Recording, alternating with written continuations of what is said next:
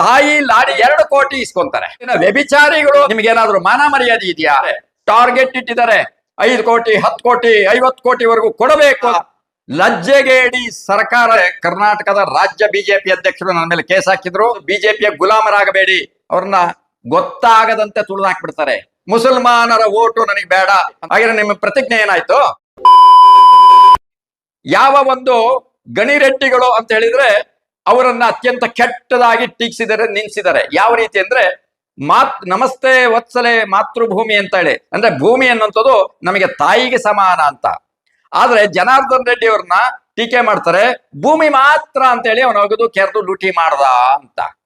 ಅಂತಹ ಜನಾರ್ದನ್ ರೆಡ್ಡಿಯನ್ನ ತಾಯಿ ಲಾಡಿ ಎಳೆಯುವಂತವ್ರು, ಅಂದ್ರೆ ತಾಯಿ ಮೇಲಿನ ಅತ್ಯಾಚಾರಿಗಳು ಅಂತೇಳಿ RSS ನವರು 2011 ಆಗಸ್ಟ್ 8ನೇ ತಾರೀಕು RSS ನ ಮುಖಪುಟ ಹೊಸ ದಿಗಂತದಲ್ಲಿ ಬಹಿರಂಗ ಪತ್ರದಲ್ಲಿ ಉಲ್ಲೇಖ ಮಾಡ್ತಾರೆ.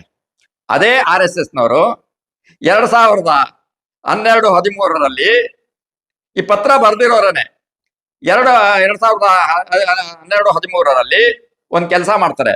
ಜನಾರ್ದನ್ ರೆಡ್ಡಿಯಿಂದ 2 ಕೋಟಿ ಇಸ್ಕೊಂತಾರೆ. ಅದರಲ್ಲಿ ಧಾರವಾಡದ ಹತ್ರ ಇರುವಂತ ಗರಗ್ ಅಂತ ಹೇಳಿ ಒಂದು ಅಲ್ಲಿ ರಾಷ್ಟ್ರೋತ್ಥಾನದ ಒಂದು ಶಾಲೆ ಕಟ್ಟಿದ್ದಾರೆ.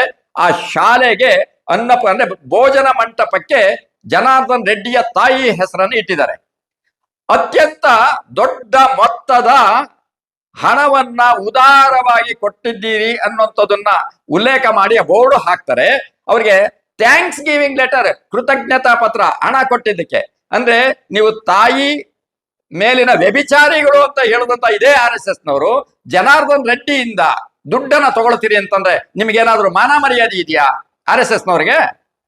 ಅಂದ್ರೆ ಇಂತಹ ಹಲವಾರು ಕೋಟಿಗಳನ್ನ RSS ನವರು ಬಿಜೆಪಿಯ ಮಂತ್ರಿಗಳಿಂದ ತಗೊಂಡಿದ್ದಾರೆ. ಟಾರ್ಗೆಟ್ ಇಟ್ಟಿದ್ದಾರೆ 5 ಕೋಟಿ 10 ಕೋಟಿ 50 ಕೋಟಿವರೆಗೂ ಕೊಡಬೇಕು ಅಂತ ಹೇಳಿ ಒಬ್ಬೊಬ್ಬ ಮಂತ್ರಿಯಿಂದ ಟಾರ್ಗೆಟ್ ಇಟ್ಟು ಹಣವನ್ನು ತಗೊಂಡಿದ್ದಾರೆ. ಇಂತಹ ಭ್ರಷ್ಟರ ಸಹವಾಸ ನನಗೇನಕ್ಕೆ ಬೇಕು? ಸುಮ್ಮನೆ ಕೊಡೋಂಗಿದ್ರೆ ನನ್ನ ಮೇಲೆ ಇದನ್ನ ಹಾಕ್ಲಿ. ಅವರಾಗಿದ್ರೆ ನನ್ನ ಮೇಲೆ ಕೇಸ್ ಹಾಕ್ಲಿ, ನಾನು ಅದನ್ನ ಫೇಮಸ್ ಇದನ್ನ ಎದುರಿಸ್ಲಿಕ್ಕೆ ನಾನು ಸಿದ್ಧವಾಗಿದ್ದೀನಿ. ಮಾನಹಾನಿ ಕೇಸ್ ಹಾಕ್ಬೋದಲ್ಲ ಅವರು. ಸ್ವಾಮಿ, ದರೋಡೆ ಮಾಡಿ ಆ ಹಣವನ್ನ ಬಡಬಗ್ಗರಿಗೆ ಹಂಚುವಂತವ್ರನ್ನ ನಕ್ಸಲರು ಅಂತ ಹೆಸರು ಕಟ್ಟಿ ಅವರನ್ನ ಮಟ್ಟ ಹಾಕ್ತೀವಿ ಅಂತೇಳಿ ಹೊರಟಿರುವಂತಹ ಲಜ್ಜೆಗೇಡಿ ಸರ್ಕಾರ ನಡೆಸ್ತಾ ಇರುವಂತಹ ಬಿಜೆಪಿ ಸರ್ಕಾರ ದರೋಡೆ ಹಣವನ್ನ ಮಾಡಿ ಮತ್ತೆ ನೀವು ಹಂಚ್ತೀವಿ ಅಂತಂದ್ರೆ ಮಾನ ಮರ್ಯಾದೆ ಬೇಡವಾ? ಆ ಕಾನೂನು ರೀತಿಯಲ್ಲಿ ಮಾಡ್ಲಿಕ್ಕೆ ನಿಮ್ಗೆ ಯೋಗ್ಯತೆನೇ ಇಲ್ಲಲ್ಲ. ಆ ಯೋಗ್ಯತೆ ಇಲ್ಲದೆ ಇರೋದ್ರಿಂದ ತಾನೇ ನಾನು ಇದನ್ನೆಲ್ಲ ಬಹಿರಂಗವಾಗಿ ಹೇಳ್ತಾ ಇರೋದು. ಬಿಜೆಪಿ ವಿರುದ್ಧ ಹೋಗಿದ್ದೀನಲ್ಲ, ಬಿಜೆಪಿಯವರು ಭ್ರಷ್ಟಾಚಾರದ ವಿರುದ್ಧ ಈಗಾಗಲೇ ನಾನು ಹೋಗಿದ್ದೀನಿ. 1 ರೂಪಾಯಿಗೆ ಮಾನಹಾನಿ ಕೇಸ್ ಹಾಕಿದ್ದೀನಿ. ಯಾಕೆ 1 ರೂಪಾಯಿ ಅಂದ್ರೆ ನನ್ನ ಮಾನಹಾನಿಯನ್ನ ಕಟ್ಕೊಡ್ಲಿಕ್ಕೆ ಬಿಜೆಪಿಯ ರಾಜ್ಯದ ಅಧ್ಯಕ್ಷರು ಅಸಮರ್ಥರು, ಅಯೋಗ್ಯರು.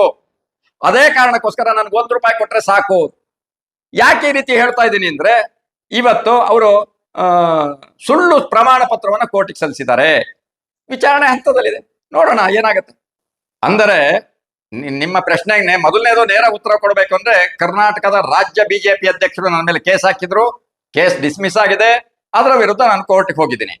ಆದರೆ ಒಂದು ಏನೋ ಅಡ್ರೆಸ್ ಇಲ್ಲದೆ ಇರುವಂತಹ ಬೇನಾಮಿ ಸಂಘಟನೆಯ ಸಂಸ್ಥೆಯ ಪ್ರಮುಖರನ್ನ ಒಂದು ಸಂವಿಧಾನದ ಚೌಕಟ್ಟಿನ ಅಡಿಯಲ್ಲಿ ಸರ್ಕಾರ ನಡೆಸಬೇಕಾದಂತವ್ರು ಒಂದ್ ರೀತಿ ಗುಲಾಮರಂತೆ ಹೋಗ್ತಾ ಇದ್ದಾರೆ ಅಂದ್ರೆ ಈ ದೇಶದ ಅಭಿವೃದ್ಧಿ ಹೇಗಾಗ್ಬೋದು? ಇಂತಹ ಏನೋ ಅಸಮರ್ಥ, ಅಯೋಗ್ಯರು, ಅವಿವೇಕಿಗಳು, ಸ್ವಚಿಂತನೆ ಇಲ್ಲದೆ ಇರುವಂತ ಈ ದೇಶ ಉದ್ಧಾರ ಆಗತ್ತಾ? ಅದೇ ಕೆಲಸನೇ ನಾನ್ ಮಾಡ್ತಾ ಇದ್ದೀನಲ್ಲ ನಿಮ್ ಮೂಲಕ. ಅದೇ ಕೆಲ್ಸಕ್ಕೋಸ್ಕರ ನೀವು ಪ್ರಶ್ನೆ ಕೇಳ್ತಾ ಇದ್ದೀರಿ, ಅದಕ್ಕೆ ತಕ್ಕ ಉತ್ತರವನ್ನ ಹೇಳ್ತಾ ಇದ್ದೀನಿ. ಆದ್ರೆ ಇದೇ ಸಂದರ್ಭದಲ್ಲಿ RSS ನ ಕರಾಳ ಮುಖಗಳು ಅಂತ ಒಂದು ಪುಸ್ತಕವನ್ನ ಬರೆದಿದ್ದೀನಿ. RSS ನ ಸ್ವಯಂ ಸೇವಕರಾಗಿ ಯಾರು ಶಾಖೆಗಳಲ್ಲಿ ಭಾಗವಹಿಸ್ತಾರೆ, ಕಾರ್ಯಕರ್ತರಾಗಿದ್ದಾರೆ, ಅಂತಹವರಲ್ಲಿ 100ಕ್ಕೆ 95ರಷ್ಟು ಸ್ವಯಂ ಸೇವಕರು ಪ್ರಾಮಾಣಿಕರು. ಆ 95ರಷ್ಟು ಸ್ವಯಂ ಸೇವಕರ ಅವರನ್ನ ಸೂಚನೆಗಳು, RSS ನ ಸೂಚನೆಗಳ ಮೂಲಕ ಅವರ ಚಿಂತನೆಗಳೆಲ್ಲ ಸ್ವಬುದ್ಧಿಯನ್ನ, ಸ್ವಾತಂತ್ರ್ಯವನ್ನ ಕಿತ್ಕೊಂಡು ಗುಲಾಮರನ್ನಾಗಿ ಮಾಡ್ಕೊಂಡ್ಬಿಟ್ಟಿದ್ದಾರೆ. ಹಾಗಾಗಿಯೇ ನಾನು ಹೇಳ್ತಾ ಇದ್ದೀನಿ, ಸ್ವಂತಿಕೆ, ಸ್ವಾಭಿಮಾನ, ಸ್ವಚಿಂತನೆ ಇದ್ದರೆ RSS ಮೂಲಕ RSS ಸ್ವಯಂ ಸೇವಕತ್ವವನ್ನು ಪಡೆದು ಬಿಜೆಪಿಯ ಗುಲಾಮರಾಗಬೇಡಿ. RSS ನಲ್ಲಿ ಪ್ರಶ್ನೆ ಮಾಡೋದಕ್ಕೆ ಅವಕಾಶವೇ ಇಲ್ಲ. ಪ್ರಶ್ನೆ ಮಾಡಿದ್ರೆ ಅವರನ್ನ ಬಹಿರಂಗವಾಗಿ ಅವ್ರನ್ನ ಗೊತ್ತಾಗದಂತೆ ತುಳಿದು ಹಾಕ್ಬಿಡ್ತಾರೆ. ಅಂತಹ ನೂರಾರು ಜನ ಇದ್ದಾರೆ ನನ್ನ ಸಂಪರ್ಕದಲ್ಲಿ. ನೆನ್ನೆಲ್ಲ ಮೊನ್ನೆ ಕೇವಲ 2 ದಿವಸದ ಹಿಂದೆ ಒಬ್ಬ ಜಿಲ್ಲಾ ಸಂಘ ಚಾಲಕರು ನನ್ನ ಹತ್ರ ಮಾತನಾಡ್ತಾ ಅವರ ನೋವುಗಳನ್ನ ಹೇಳ್ಕೊಂಡಿದ್ದಾರೆ. ಸಂಘ ಚಾಲಕರು ಅಂದ್ರೆ ಸಾರ್ವಜನಿಕರಿಗೆ ಗೊತ್ತಾಗ್ಲಿ ಅಂತ ಹೇಳ್ತೀನಿ, ಸಂಘ ಚಾಲಕರು ಅಂದ್ರೆ ಅಧ್ಯಕ್ಷರಿದ್ದಾಗೆ. ಜಿಲ್ಲಾ ಸಂಘ ಚಾಲಕರು ನೋವಿನಿಂದ ನನ್ನ ಹತ್ರ ಹೇಳ್ಕೊಂಡಿದ್ದಾರೆ. ಇಂಥದೆಲ್ಲ ಇರಬೇಕಾದಂತ ಸಂದರ್ಭದಲ್ಲಿ ಇದನ್ನ ಅರ್ಥ ಮಾಡ್ಕೊಳ್ಬೇಕು. ಇವತ್ತು ದೇಶದಲ್ಲಿ ಏನ್ ನಡೀತಾ ಇದೆ ಅಂದ್ರೆ ನೋಡಿ, ಪ್ರತಿಯೊಬ್ಬ ಸ್ವಯಂ ಸೇವಕನ ಮನೋಭಾವನೆ ಇರೋದೇ ಮುಸಲ್ಮಾನರನ್ನ ದ್ವೇಷ ಮಾಡೋದು. ಆ ಮುಸಲ್ಮಾನರನ್ನ ದ್ವೇಷ ಮಾಡ್ತಾ ಇಲ್ಲಿ ಊರಲ್ಲಿ ಬೆಂಕಿ ಹಚ್ಚಿ ಬಡದಾಟ ಮಾಡಿ ಬೀದಿ ಹೆಣಗಳು ಉರುಳ್ತಾ ಇದ್ದಾವೆ. ಇದೇ ಸಂದರ್ಭದಲ್ಲಿ RSS ಪ್ರಮುಖರು ಏನ್ ಹೇಳ್ತಾರೆ? ಮುಸಲ್ಮಾನರಿಲ್ಲದೆ ಹಿಂದುತ್ವ ಅಪೂರ್ಣ ಅಂತ ಹೇಳ್ತಾರೆ. ಯಾವುದು ಹಿಂದುತ್ವ? RSS ನಲ್ಲಿ ಹೇಳ್ಕೊಡೋದು ಮುಸಲ್ಮಾನರ ವಿರುದ್ಧ, ಅನ್ಯ ಮತೀಯರ ವಿರುದ್ಧ ದ್ವೇಷವನ್ನ ಹೇಳ್ಕೊಡುವಂತವ್ರು. ಇವರು ದ್ವೇಷಕ್ಕೆ ಬಲಿಯಾಗಿ ಬೀದಿನಲ್ಲಿ ಕಚ್ಚಾಡ್ತಾ ಇದ್ದಾರೆ. ನಾಯಕರು ಅಲ್ಲಿ ಮುಸಲ್ಮಾನರು ಇಲ್ಲದೆ ಇದ್ರೆ ಹಿಂದುತ್ವ ಅಪೂರ್ಣ ಅಂತ ಹೇಳ್ತಾರೆ. ಯಾವ ಹಿಂದುತ್ವ? ಯಾವ ಸ್ವಯಂ ಸೇವಕತ್ವ? ಏನಕ್ಕೆ ಕೆಲಸ ಮಾಡ್ತಾ ಇದ್ದಾರೆ? ಇವ್ರದೆಲ್ಲ ದ್ವಂದ್ವ ನಿಲುವಿದೆ. ಇಂತಹ ದ್ವಂದ್ವ ನಿಲುವಿನಲ್ಲಿ ಯುವಕರನ್ನ ದಾರಿ ತಪ್ಪಿಸ್ತಾ ಇದ್ದಾರೆ ಅಂತ ಅನ್ನುವಂಥ ವಿಚಾರವನ್ನೇ ನಾನು ಇವತ್ತು ನಿಮ್ಮ ಮೂಲಕ ರಾಜ್ಯದ ಜನತೆಗೆ ತಿಳಿಸ್ತಾ ಇದ್ದೀನಿ. ಇದು ಮಾಧ್ಯಮದ ವ್ಯಕ್ತಿಗಳಾಗಿ ನೀವು ನನಗೆ ಕೇಳಬಾರ್ದಿತ್ತು. ನೀವು ಯಾಕೆ ಕೇಳಿದಿರಿ ಅಂತ ಗೊತ್ತಿಲ್ಲ.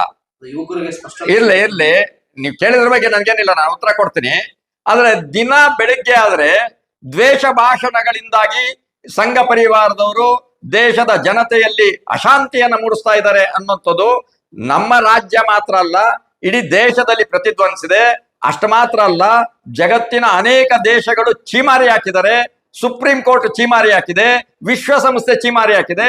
ಇಷ್ಟೆಲ್ಲ ಆದ್ರೂ ನೀವು ಮಾಧ್ಯಮದವರಾಗಿ RSS ಯಾವ ರೀತಿ ದ್ವೇಷ ಭಾವನೆಯನ್ನು ಕೆರಳಿಸ್ತಾ ಇದೆ ಅಂತಂದ್ರೆ ನಾನು ನಗಬೇಕು ಅಥವಾ ನಿಮ್ಮನ್ನ ನಾನು ಗೋಧಿ ಮೀಡಿಯಾ ಅಂತ ಹೇಳಬೇಕಾಗತ್ತೆ. ಈಗ ನಿಮಗೆ ನೇರ ಹೇಳಬೇಕು ಅಂದ್ರೆ, ಮುಸಲ್ಮಾನರ ಓಟು ನನಗೆ ಬೇಡ ಅಂತ ಹೇಳಲಿಕ್ಕೆ ಇವ್ರಿಗೆ ಯಾರಪ್ಪ ಅಧಿಕಾರ ಕೊಟ್ರು? BJP ಅವರಿಗೆ ಯಾರನ್ನ ಅಧಿಕಾರ ಕೊಟ್ಟಿದ್ದಾರ? ಈ ದೇಶದ ಪ್ರಜೆ ಅವರು. BJPಯ ನಾಯಕರು ಬಸವನಗೌಡ ಪಾಟೀಲ್ ಯತ್ನಾಳ್ ಇರಬಹುದು, CT ರವಿ ಇರಬಹುದು, ಸುನಿಲ್ ಕುಮಾರ್ ಇರಬಹುದು, ಈಶ್ವರಪ್ಪ, ಇವರೆಲ್ಲ ಕಟ್ಟರ್ RSSನವರು.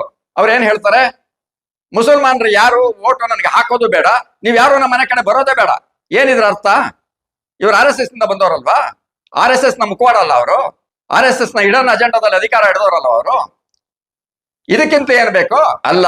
ಆದರೆ ನಾನು ಹೇಳ್ತೀನಿ, ನೀವು ಸಂವಿಧಾನವನ್ನ ಹಿಡಿದು ನೀವು ಅರ್ಜಿ ಹಾಕಬೇಕಾದ್ರೆ, ಯಾವಾಗ ನಾಮಿನೇಷನ್ ಫೈಲ್ ಮಾಡ್ತಾರಲ್ಲ, ನಾಮಿನೇಷನ್ ಫೈಲ್ ಮಾಡ್ಬೇಕಾದ್ರೇನೆ ಸಂವಿಧಾನದ ಚೌಕಟ್ಟಿನ ಅಡಿಯಲ್ಲಿ ನಾನು ಯಾರನ್ನು ದ್ವೇಷ ಮಾಡದೆ, ಜಾತಿ ಮತ ಪಂಥ ಇದರ ಭೇದವನ್ನ ಮಾಡದೆ ನಾನು ಸಂವಿಧಾನ ಬದ್ಧನಾಗಿ ಕೆಲಸ ಮಾಡ್ತೀನಿ ಅಂತ ಹೇಳಿರ್ತೀರಿ. ಹಾಗೆ ನಿಮ್ಮ ಪ್ರತಿಜ್ಞೆ ಏನಾಯ್ತು? ಪ್ರತಿಜ್ಞೆಯನ್ನು ಧಿಕ್ಕರಿಸ್ದಂಗಾಯ್ತಲ್ಲ. ಪ್ರತಿಜ್ಞೆಯನ್ನು ಧಿಕ್ಕರಿಸಿದ್ರೆ ಸಂವಿಧಾನವನ್ನು ಧಿಕ್ಕರಿಸ್ದಂಗಾಯ್ತವಾ?